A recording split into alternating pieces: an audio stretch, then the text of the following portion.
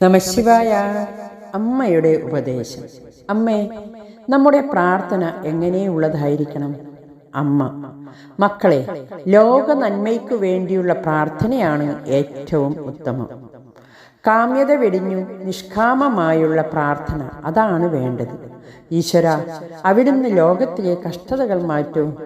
ഭഗവാനെ, അവിടുന്ന് എല്ലാവർക്കും നല്ല മനസ്സ് കൊടുക്കൂ. ഈശ്വര, അവിടുന്ന് എല്ലാവരെയും രക്ഷിക്കൂ. ഇങ്ങനെ പ്രാർത്ഥിക്കൂ മക്കളെ. പൂജയ്ക്ക് വേണ്ടി മക്കൾ പുഷ്പം പറിക്കുന്നു. ആ പുഷ്പത്തിന്റെ ഭംഗിയും പരിമളവും അറിയാതെയാണെങ്കിലും ആദ്യം ആസ്വദിക്കുന്നത് നമ്മളാണ്. ലോകത്തെ നന്നാക്കൂ എന്ന് പ്രാർത്ഥിക്കുമ്പോൾ നാം സ്വയം നന്നാകുന്നു, ലോകവും നന്നാകുന്നു. അവിടത്തേക്കുള്ള സേവനം, ലോകത്തേക്കുള്ള സേവനം. അതിൽ ആദ്യം നമ്മളാണ് ആനന്ദിക്കുന്നത്, ആസ്വദിക്കുന്നത്. ലോക നന്മയ്ക്കായുള്ള പ്രാർത്ഥന നമ്മളെ കൂടി വിശാലതയിലേക്ക് എത്തിക്കും. അമ്മയൊരു ഉദാഹരണം പറയുന്നു. നമ്മൾ വരുന്ന ബസ്സിൽ പ്രായം ചെന്ന ഒരു വല്യമ്മ വിറച്ചു നിൽക്കുന്നുവെന്നിരിക്കട്ടെ.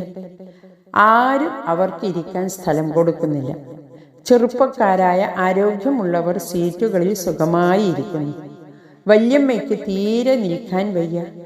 അത് മനസ്സിലാക്കി നാം എഴുന്നേറ്റിട്ട് വല്യമ്മയെ ആ സീറ്റിൽ ഇരുത്തി. നാം നിന്നു. ഇരിക്കാൻ സ്ഥലം കിട്ടിയതിൽ വല്യമ്മക്ക് സന്തോഷമായി, ഒപ്പം നമുക്കും.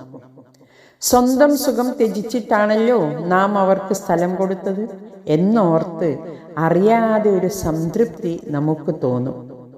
ഇതുപോലെ നിഷ്കാമം കൊണ്ട് നമുക്കാണ് സംതൃപ്തിയും പ്രയോജനവും. നമുക്ക് വിശാലത കൈവരുന്നു, കൂടാതെ ലോകത്തിന് ഗുണമായി തീരുകയും ചെയ്യുന്നു. അതിനാൽ നിഷ്കാമ ഭാവനയാണ് മക്കളെ ഉത്തമം.